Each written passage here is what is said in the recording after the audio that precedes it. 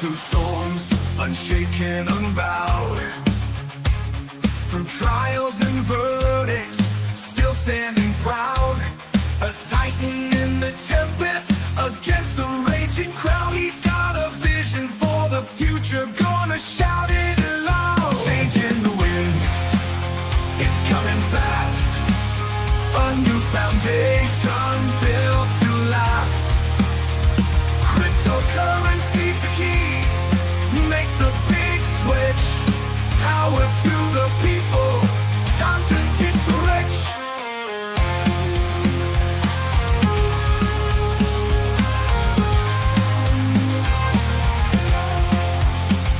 Legal battles can't hold him, he's moving on with plans. Welcome, everyone, to the Crazy Kryptonaut channel. I am Zester, and thank you guys so much for joining me this evening, afternoon. It all really comes down to where you're at in the world. But for me, late afternoon, hope everyone's having a wonderful one. What is everybody up to for the start of their week? What's up, Kukla? How are you doing? And a happy St. Patrick's Day to you as well. I know I was looking at comments, and then I was looking around, and I was like, uh-oh. I'm glad that I have got some distance from everybody on camera right now because I'm not wearing any green at the moment. So I got very, very lucky. I'm certain Tina will come by while I'm on stream to give me a bite, since no one can give me a pinch at the moment for not wearing the proper green for St. Patty's Day. But what's up, Mary Jones? And welcome, Mile High Trish. Kukla? No. People in Puerto Rico do not celebrate St. Patrick's Day at all. Don't even know it's a thing, not even aware of it. And so that one is a bit of one of those cultural differences. And I suppose, in all honesty, not really very many people celebrate St. Patrick's Day, if we really break it down. Essentially, people in the United States, people in Ireland. I don't know if it really is a holiday that's celebrated outside of Ireland or the United States. I'm not positive.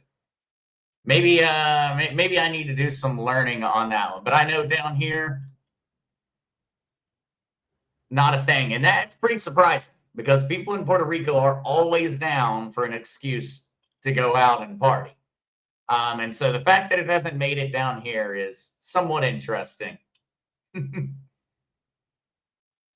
Hey, Mary Jones coming in at number 1 on the like button. Thank you so much, Mary Jones. Much, much appreciated. And yes, Kukla, a very cute picture of Tina. She is particularly calm and non-bitey when she's taking naps. But she is a sweet girl, Trish, and she's always a sweet girl. She likes to nibble. She likes to nibble. Yes. Yeah. That actually was. I have the hat on because Senior Tommy was in a particularly playful mood this afternoon, and he was trying to mess with my hair all the time while I was trying to get ready and trying to work today. Howdy there, Gigi and George. Welcome, David. Welcome, Nana, Anna, and Michelle. What's up, Nature Girl? Howdy to you as well. Richard, you don't want to see me dance. Don't worry. I'm in the exact same category. I dance like the Caddyshack Gopher. If it's not the same dance as the Caddyshack Gopher, then sorry. I don't know how. What's up, Bear and Charlene? Jackie95. Hey, you guys. What happened to Mark Z? Is he okay? Actually, this might be a good time to go ahead and get that message out there. Guys, Pops on the original Mark Z channel got a strike. And so he is not able to premiere anything on YouTube. And the strike that he actually got does not allow him to even be on another YouTube channel. And so if Pops came on to the Crazy Cryptonaut channel right now, they would ban my channel. If he went on to Trolling News Network, they would ban the Trolling News Network. He has gotten a flat out, he is not allowed on YouTube until this coming Friday. And so for anyone out there that is trying to find the original Mark Z, Rumble, Rumble, Rumble, Rumble, Rumble, Rumble, Rumble, Rumble is the answer. I think he is also reinstating Twitch for the week. And so Twitch or Rumble, but Rumble is really the winner. And so it was such a stupid reason that YouTube provided for why they gave the ban, but ultimately, I guess it's their prerogative. And so they did. And so just so that everyone is aware, I am not the original Mark Z, and the original Mark Z is not on the channel. YouTube algorithm, please remember that. But that is the reason. And so I know I had a ton of comments. I got a ton of text messages and emails this morning from folks that were very, very worried. Worry about the state of freedom of speech in the United States. Worry about that, but do not worry about Pops. He is perfectly okay. He is staying beyond busy. And so no worries on that front. I hope that does provide some answers for those that have been concerned and confused all day today in regards to where he was at. What's up, Sam? Welcome. We do have Grumpy Zach back for a little bit. Very, very important. The content in this podcast is for educational and entertainment purposes and is not intended to provide financial advice. Please consult with a financial professional before making investment decisions. Very important one. Thank you, Kukla, for making certain that I get it in there. Jackie, yep, he literally cannot be on any channel on YouTube. If he is found on any channel, then they're going to go through and ban everything.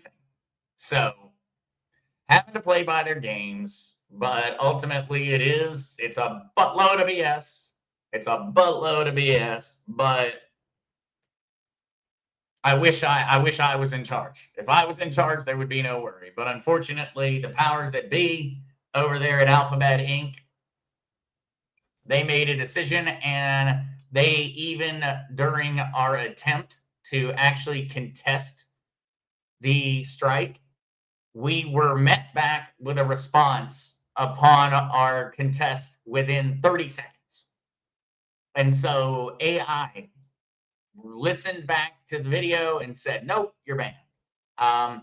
We've yet to even get a real human being over there at YouTube to have a conversation with us, because I'm really not certain if any human beings actually work at Google. I genuinely, after these years, it's been many, many years working in the tech field, I have never had a conversation with a person that works at Google. I genuinely wonder whether anyone actually exists over there. I'm not positive, but I also have zero proof that they exist, and I have zero proof that they don't exist. Well, actually, I have a lot of proof they don't exist. I have zero proof that they do exist, and so I'm going to start the conspiracy theory that Google is actually just Skynet and there are no human beings over there. That's kind of the way it feels. Kind of the way it feels. What's up, Cindy? All right, though. With all of that being covered, let's go ahead and jump in to the information. Oh, yeah, that's an important one, Kugla. Also over there on Kick. Which I would have to say that's a streaming site that I've not really used very much. But let's jump into it, guys. Let's jump into it, because we did get a particularly interesting bit of news today. And then we're going to jump right into questions and answers. And so, well, starting off as we typically do with the price charts, nothing really all that positive going on here if you're a Bitcoin or an Ethereum holder. Bitcoin at 84,000. We've actually been fairly stagnant for pretty much the past week. We have seen a few little bumps. Our low being down here on the 10th at 77,000. Bitcoin continues to have a very, very difficult time when it comes down to it in terms of purchases. Bitcoin is not seeing an insane amount of sales. It's seeing an extremely, extremely poor showing in terms of Bitcoin accumulation. Where that sentiment is going, well, as I've said many times, I believe the market needs to go down right now, and I still think we probably have more space to go down. The price of Bitcoin needs to drop more. Not because I want it to, but because that's the cycle that has continually repeated over time.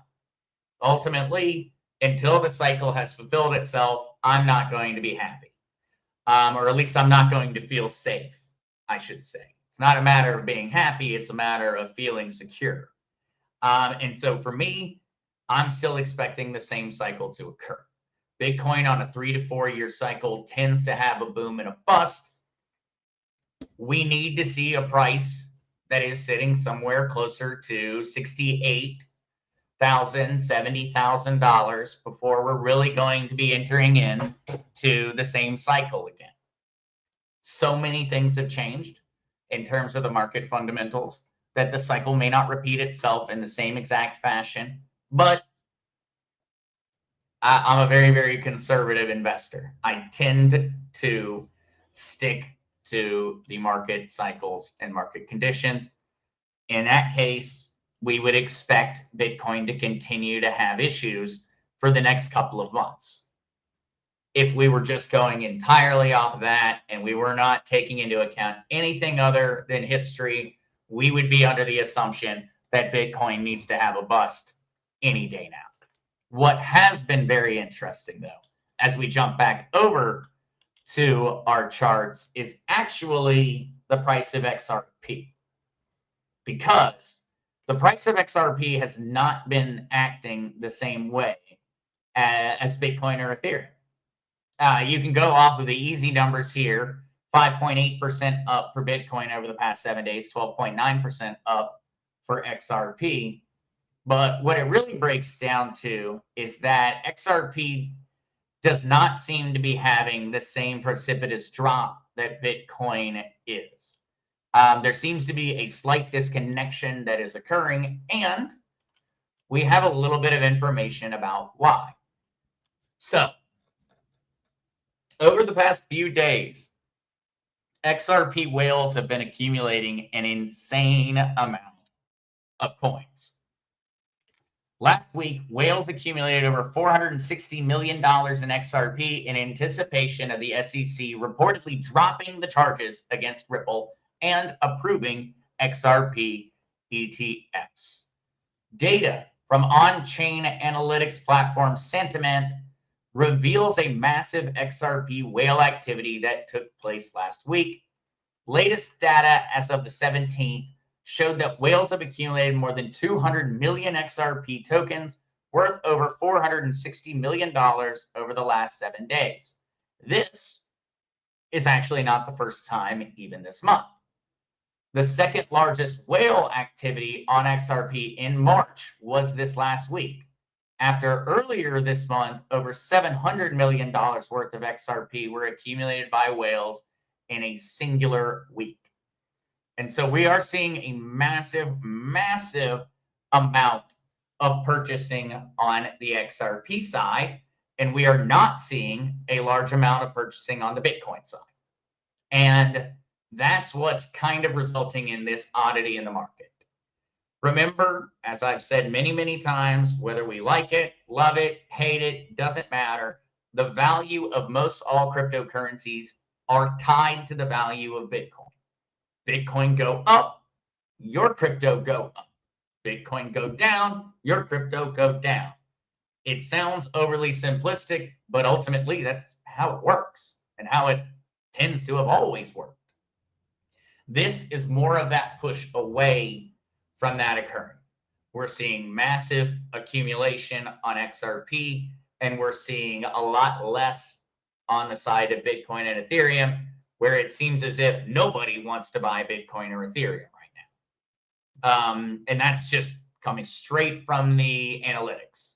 Right now, everybody's trying to buy XRP, and comparatively, nobody's trying to buy Bitcoin and Ethereum. That does not mean people are not buying Bitcoin and Ethereum. Traders absolutely are, but the numbers are drastically skewed. Normally, it is Bitcoin and Ethereum. They are reigning supreme, and most investors are looking to purchase them. That has changed this month. And so for March, we're seeing far more activity proportionally heading towards XRP. And with everything going on in the world, it does make you wonder. It does really, really make you wonder with everything going on in terms of auditing the Fed, everything in terms of auditing Fort Knox, all of the massive international news that we've been seeing throughout this month. When you take that into account and you add it into the fact that it seems like XRP whales or people that are in the know are accumulating a lot of XRP, it does make you wonder what is going on. What are the conversations that folks are having behind closed doors at this point in time? Because undoubtedly that's influencing these whales. It's insider trading, but that's a tale as old as time. It's never going to go away. Ultimately, people that have knowledge, have information, are going to use that knowledge and information to better themselves. And I have to wonder whether that's not going on right now. Absolutely have to wonder. Jackie, my world just won't work right without hearing the sexy, smooth voice of RC telling us not today with love. Don't worry, you can absolutely get those smooth, silky sounds over on Rumble. Absolutely can. Welcome there, Laura. Welcome, welcome. Hope you're having an awesome start to the week. Jackie, Zester, any guesses on when XRP is going to jump? And so, Jackie, I do think that essentially that's what this article is about. When we look at the dates and the information that they're talking about, we've got one of the answers sitting right down here. And the biggest one, the biggest two really to focus on in terms of having that major effect on the price, because they're associating in this article the massive XRP whale activity with the SEC reportedly dropping its 5-year-old lawsuit against Ripple. That we still need to actually hear. If we hear that, the price of XRP is going to jump. If we hear that the SEC is fully dropping it, which rumors have been all over the place for a while on this one, but if we hear 100% that XRP or Ripple Labs is free of the SEC, price is going to go nuts. So there's one. Second one to look forward to is the potential approval of XRP ETFs, which we actually have something else to talk about in terms of today's news on that front. It seems as if this is coming very, very soon. And then, of course, XRP's mentioned in the executive order by Trump regarding the crypto strategic reserve. And so I don't think the mention, in all honesty, has anything to do with this whale accumulation. I think we can kind of disregard this factor. Not that it's not important, it is important, but what is really driving that soon to be achieved price increase is based around the XRP ETFs and the SEC. And so for me, these are really what I'm looking towards. And the SEC is one of those, it could happen any day. It could have happened yesterday. It could happen today. It could be happening right now. The SEC does not have a case, but the SEC might want to push that. From a regulatory body standpoint, they tend to always be better off pressing charges or accepting a settlement. If Ripple Labs is not going to pay a settlement, then the SEC may attempt to continue pushing the case. I hope they don't. I hope that it's all over. But that definitely leaves the SEC question very much in limbo. It could be right now. It could be happening as I'm speaking. It could be happening. Or it could not happen for a year. I don't believe that's going to be the case. I think we're going to get an answer in the next month or so. And I think we're also going to get an answer on the ETFs in the next month or so.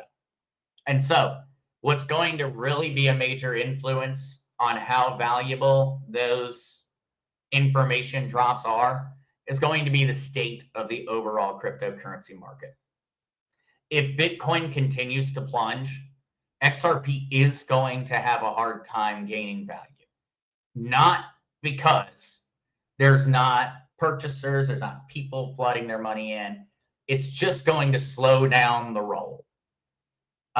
Best case scenario, in all honesty, for that massive, massive price increase to XRP will be a big bump with the ETFs, a big bump with the SEC closing down, and then a bit of a stagnation for a little while as the price becomes more settled in. And then we get information regarding the strategic reserve, and we get into another cryptocurrency bull cycle. That to me would be the general progression that I'm looking to follow along with.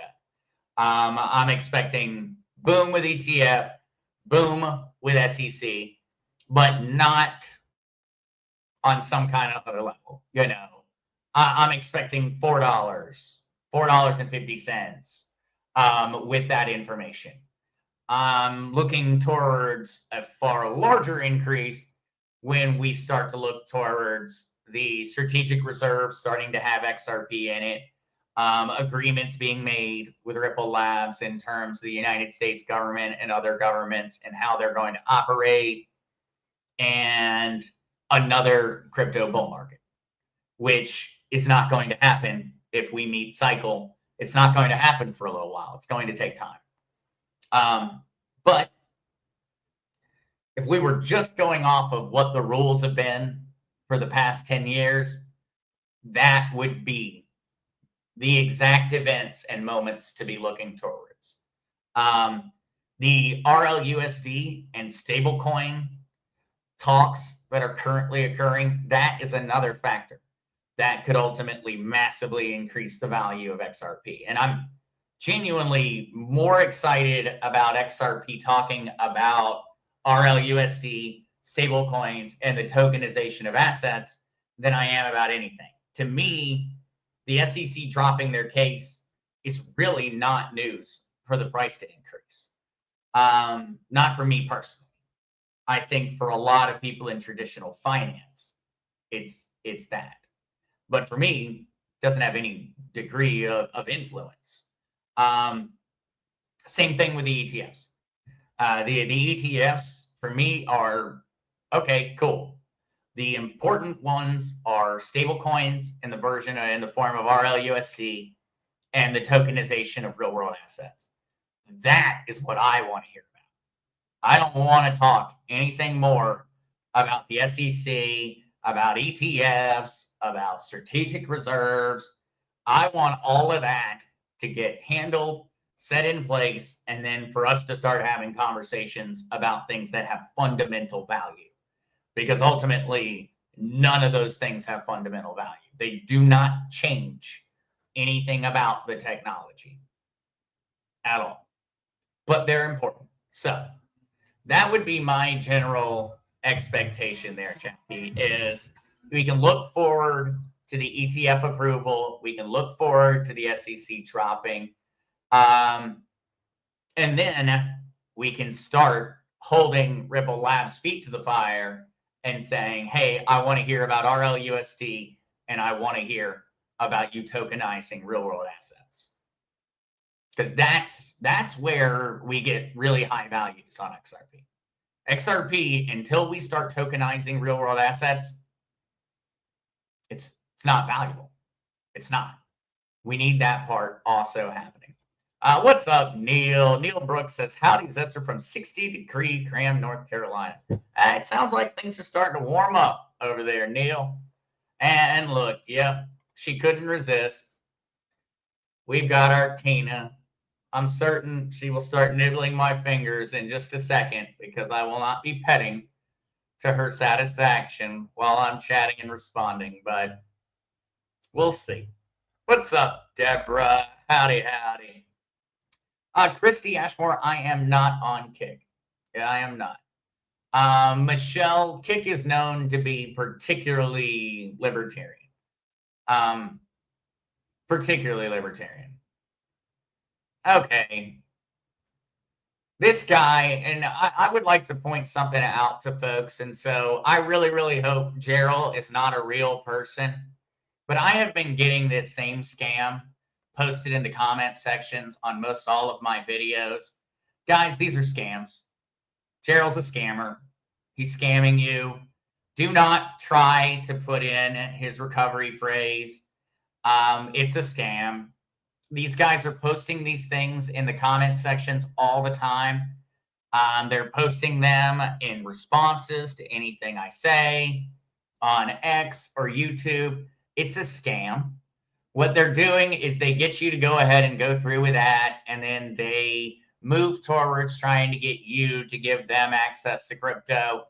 It's the same thing, essentially, as the scammers that Western Union scam, where they tell you, hey, I'm going to, I don't know, give you $1 million, but you got to send me $2,000 so that I can verify the transaction for $2 million. It's the same BS. Ignore those entirely. Absolutely ignore those. All right. Trying to catch up there with chat a little bit. Yeah, no, Jackie, Rumble is a little bit odd. It is a little bit odd. But yeah, Mary Jones, when you see those, they're not real people. They're scammers. That's what they do. I don't know why, but they go about it and they scam a bunch of different ways. And that's just one of them. And so when folks are out there, whenever you see stuff like that, do not interact with it. Another thing that you'll regularly see is you'll see people, Tina, seriously? Her nibbles are not as loving and soft as I think they should be. But you'll see other scams going on in comment sections all the time. Anytime you see anything saying, hey, I used to be a terrible investor and then I talked to this person, it's a scam. Anytime you see people giving personal information out, they're trying to convince you to do exactly what is occurring. They want you to come help them. And when you come to help them, they plan on robbing you. So just be on the lookout for all of those as you're out there. But there are a lot of them. There are a lot of them. All right. Jumping to our next article, though, for the day, because we've got a fun one. Well, actually, we have two more fun ones. So the reason I'm so confident about XRP ETFs coming very, very soon is Solana futures just finished their first trading day on CME. CME futures listing bodes well for the chances of a Solana ETF listing in 2025. So about $5 million of transactions occurred on day one over on the Solana futures. Futures are trading lower, which means currently people are expecting the price of Solana to keep going down. That's just whenever you see futures trading lower or you hear that comment, that means that people are betting that the market is going to go down. And so right now, that's where the sentiment is on Solana.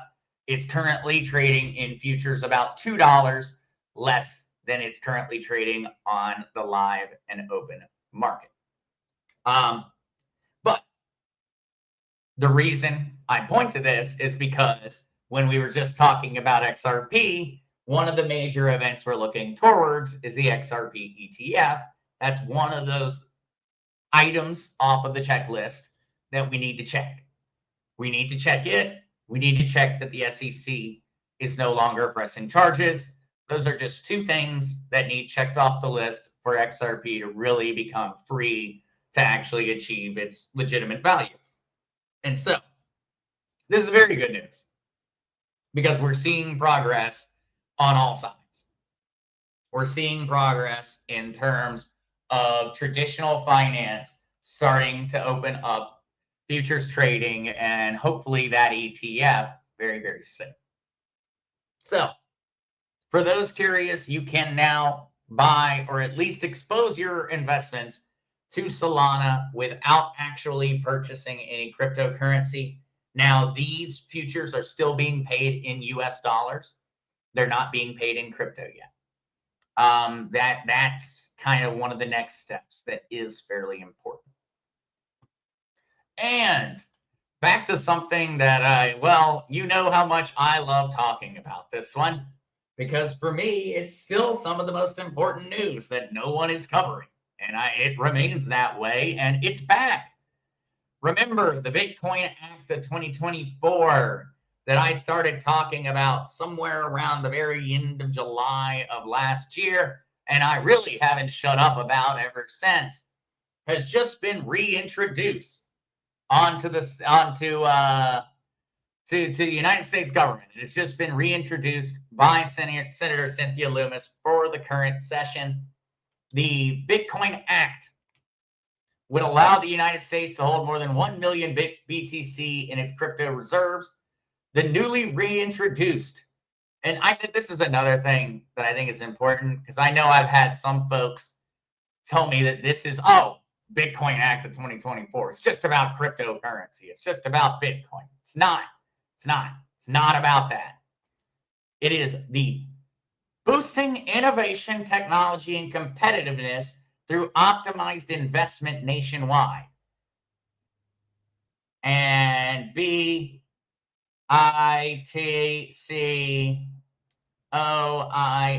Bitcoin. Just for those that are out there, because I have gotten quite a few comments when I've talked about it on other channels and such going, it's just about crypto. It's not even in the name. The name is just, as most bills are, it's designed to essentially confuse you. And so, the Boosting Innovation Technology Competitiveness through Optimized Investment Nationwide Act of 2025, now it has been updated and reintroduced by Senator Cynthia Lummis, would allow the United States to potentially hold over 1 million Bitcoin in its crypto reserves. The bill directs the government to buy 200,000 Bitcoin annually over 5 years to be paid for with existing funds within the Federal Reserve and the Treasury Department. If signed into law, the act would allow the United States to hold more than 1 million Bitcoin as long as the assets are acquired through lawful means other than direct purchases, including criminal or civil forfeitures, gifts, or transfers from federal agencies. So I don't know why they felt the need to include that last little paragraph. That was a bunch of wasted breath. But this is the exact same bill that I was talking about last year. This is the bill that calls for the Federal Reserve banks to reissue all of their gold back to the United States Treasury.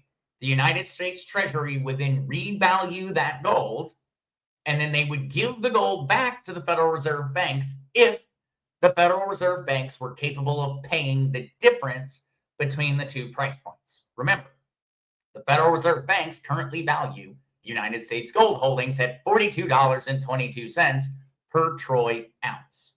A troy ounce is larger than a regular ounce. A regular ounce is 28 point change, and a troy ounce is 31.11 or something like that grams.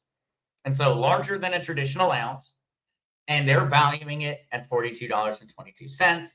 Current gold values are around $3,000, aka Federal Reserve banks would owe the United States Treasury a lot of money. This would bankrupt the Federal Reserve banks in one fell swoop. This is the revaluation of gold that has for a very, very long time, been a major tenet of a lot of people in terms of a move towards a new financial system. And this is the day. It was reintroduced today. And so I was talking about it. I was telling everybody, hey, this is Trump's bill. This is the bill that has all the answers in it. Well, today was a very, very big day because today it actually it's on the docket. Now the United States government is going to have to place a vote. And that's going to lead towards some very, very interesting debates and some very, very interesting conversations. Because for the first time, essentially ever, at least in a very, very long time, we are going to have public conversations that are going to have to be publicly broadcasted in regards to what the Federal Reserve banks have been doing with our gold. And we're going to have that conversation on account of the need to move towards a digital future. Remember, let's go back to this. It is the Bitcoin Act because it is about boosting innovation, technology, competitiveness through optimized investment nationwide. The bill is not just for Bitcoin. That's not what it's about. It calls for the creation of a strategic reserve of digital currencies and a strategic reserve that is decentralized around the United States. It allows for gold and silver and other resources to be a part of it. It's written into the law. You can all go check this out on congress.gov. This is public. This is the conversation that for decades has been being had behind closed doors. And now that conversation is going to have to be in front of all of us. And so for me, this is the number one news of the day. It's the biggest news of the week.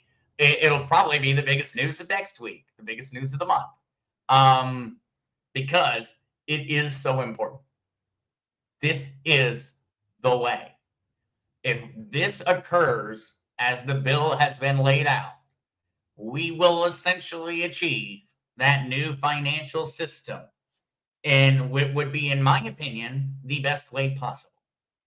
We would call the bluff of the Federal Reserve banks in regards to the amount of paper gold and ultimately paper silver that they've supposedly been backing our economy up with.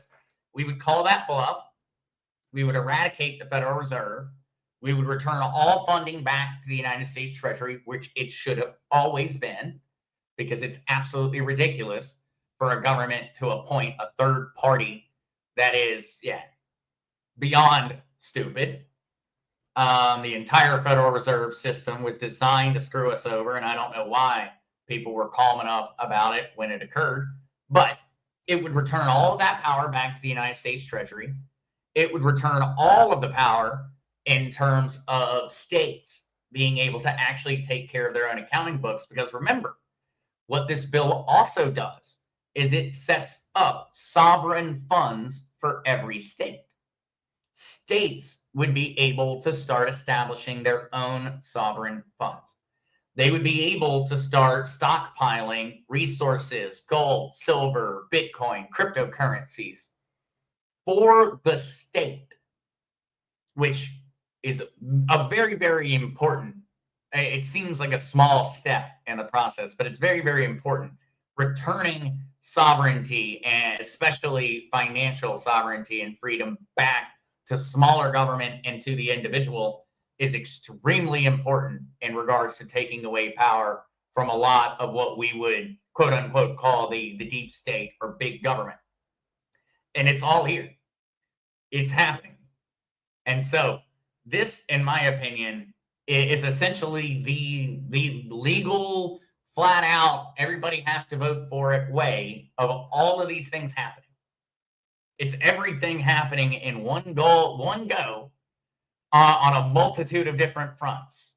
This is cryptocurrency, or XRP, suddenly becoming infinitely more valuable. This is your gold and silver suddenly becoming infinitely more valuable. This is the United States currency and global currencies finally being brought to parity in regards to the natural resources that they actually represent and the way they should have always been represented. This is all of that in one fell swoop. Because if the United States revalues our gold and we revalue essentially what is backing up our currency, it is going to affect and alter the price of our currency. It is going to affect and alter the price of gold and silver globally. In one go, globally, we will have a massive alteration because we will have removed all US paper gold and paper silver in one go, because all of the gold has to be brought back to the United States Treasury in order to be revalued from a Federal Reserve Bank. It has to be. And so it would force them to all show up and hand all their gold back, and it would be that final proof how much of it actually existed in the first place. This really is. It is in and of itself capable of answering everything. Now, is this bill going to pass? Is really the next question, and probably the most important question, because ultimately this is the answer, but are our politicians going to support it? And in that regard, I don't think that they'll want to. I think they will have to be forced to. And it seems as if the Trump administration is positioning it that way, as, hey, this is not a question. Republicans, we've got 2 years. You got to do this. And I really hope he takes that stance with the Republican Party, because there are still many, many bad apples that are currently hiding across the Republican Party. And I do worry that they could potentially try to slow this down. But this is the way that allows for all of the American people to accept this. This allows for the American people and for the world to actually plan. And I know that there are many, many different opinions on that, whether a lot of these things are just going to occur and we're going to wake up one day and it's just going to have happened. And in that case, I feel like there's going to be a massive amount of people who feel like they had the rug pulled over them. And they did. And they have been. And we know that. But if we go through it this way, and the United States House of Representatives and the United States Senate pass this bill, and then Trump writes it into law, in my opinion, that is the best way. Because that is the republic working. That is the country working. That is the mandate of the people. And so, in my opinion, this is the best way, because it cracks the fewest amount of eggs, essentially. We're cracking as few eggs as possible in order to make the gigantic omelet that we're planning. And this is that option that I really think that it's going to end up being positioned in the near future that, hey, here's the carrot, here's the easy way. You can pass the bill. Or here's the hard way, and it's going to be way less fun.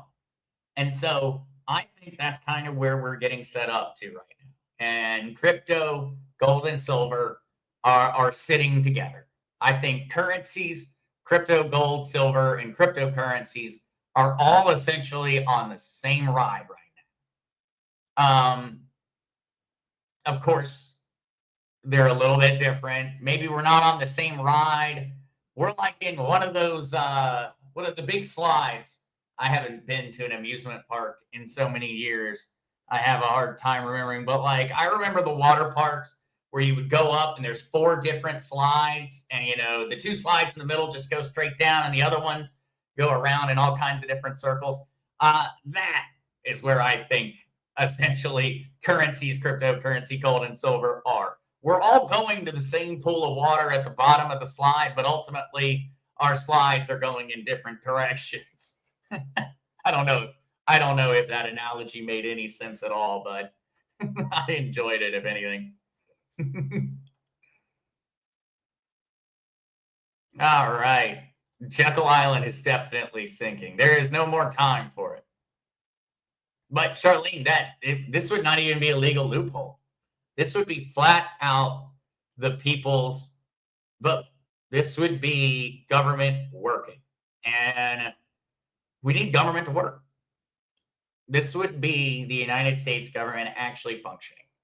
And so I think that that's the reason that it exists, because it's the pathway for legitimacy in terms of the government to continue. And if you position it that way, it would change the thought process for a lot of senators and representatives, because this would be their way of saying, hey, we know that this is going to happen. Of course, they don't love it because they don't love losing power. It's just something that we humans do not enjoy doing. But it allows them to save face. It allows them to walk out in public after this. And so for me, it's a fairly tempting offer for a lot of these folks in government. Hey, here's a bill. Look, we kind of made it all nice and nice, the nicest we can, while still achieving the goal. And you can choose to vote for it, or you can watch this whole thing and this whole house of cards collapse around you, and y'all will be pariahs until the end of all time. This is that off-ramp. This is, hey, okay, we're just going to support this bill, and guess what? All of a sudden, all of our financial issues are no longer a real issue, and everybody gets to walk away acting like they were winners and innovators and extremely thoughtful. And so this is that option. I hope that they take it, because I want this to happen, and I want it to happen as smoothly as possible. And so I hope they take it. I actually believe there's a really good chance they will, because from their perspective, this is far safer than massive regime changes around the world. This is far easier than accepting essentially the blame for everything. This is their opportunity to say, yeah, we screwed it up, but look, we fixed it. As opposed to, hey, we screwed it up, it all had to break down and collapse, and then somebody else had to come in and fix it. This is their off-ramp. It's happening. They are going to have to vote on this. And that vote is going to be extremely, extremely enlightening for the American people when they do. We are going to learn the real answers about who is on Team America and who's not. And we're going to learn that across parties, because I believe that this bill will get support from both parties and will get haters from both parties. We will probably have Republicans debating Republicans and Democrats debating Democrats on the validity of this. And I do hope that we have far more Republicans in support. I think we will.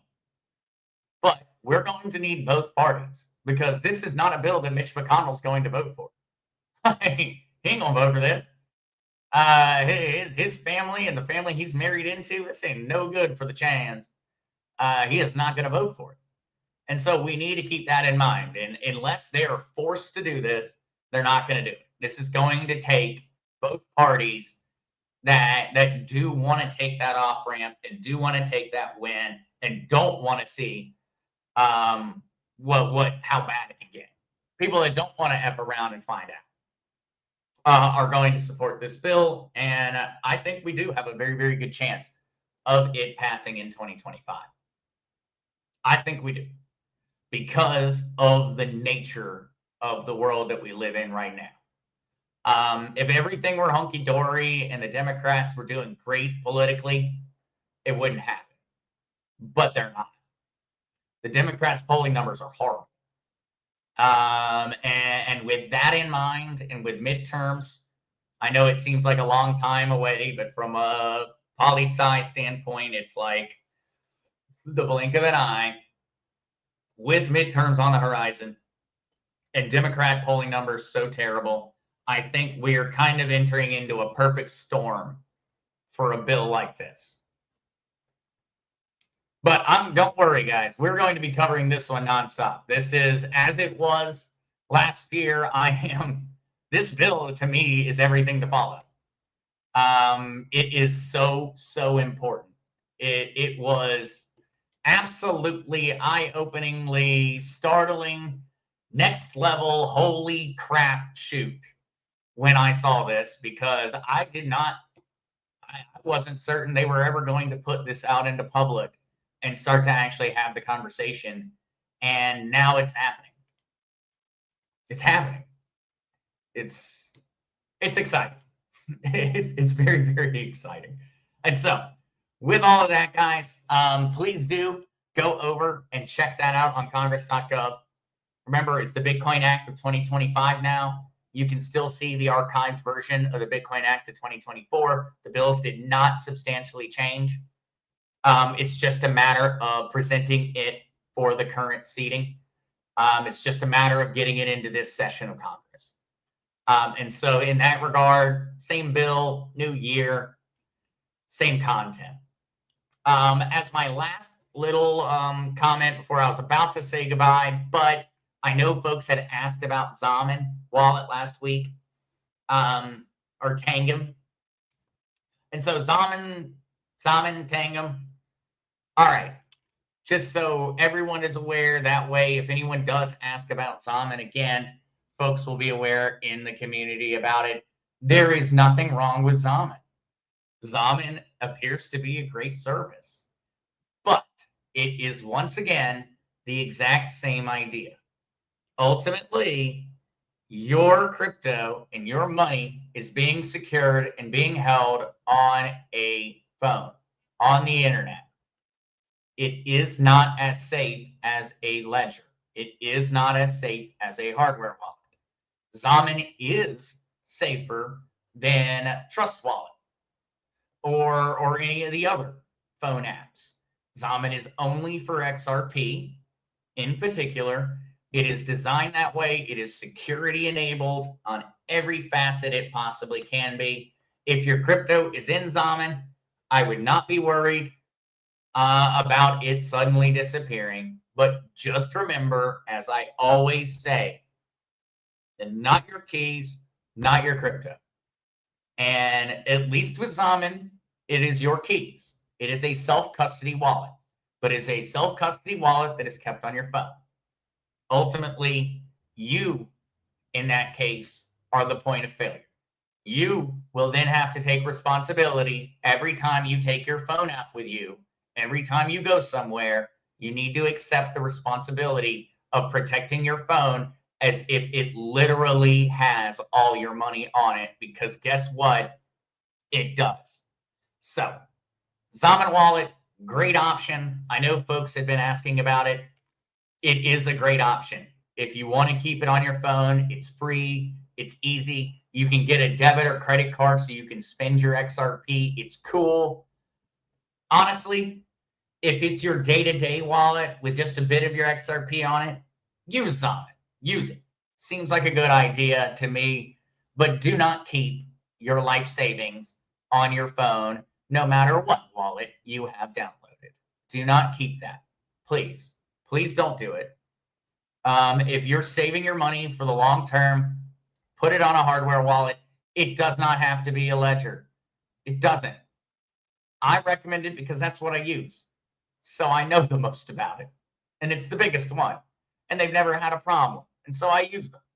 But ultimately, if you feel better with a different hardware wallet, use it. But if you have a budding fortune in cryptocurrency, do not keep it on your phone, not on Zaman, not on MetaMask, not on Trust Wallet, not on Lobster, not on Uphold, not on Coinbase, not on nada, on none of them. None are okay. If it's a large amount of money and it's your savings, keep it on a hardware wallet. If it's your day-to-day spending, use Zaman. Get a Tangam wallet. Remember, you can always transfer from your hardware wallet more money to your Tangum credit card whenever you need it. So you don't need to keep all your money in one place.